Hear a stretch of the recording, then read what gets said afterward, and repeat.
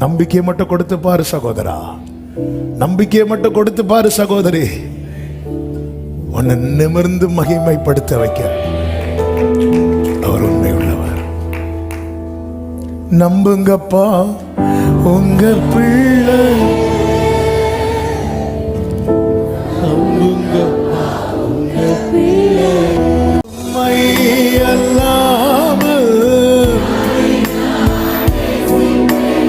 உமக்காக ரெண்டு கைகளை உயர்த்தி நம்புங்கப்பா, நம்புங்கப்பா உங்க பிள்ளை, நம்புங்கப்பா,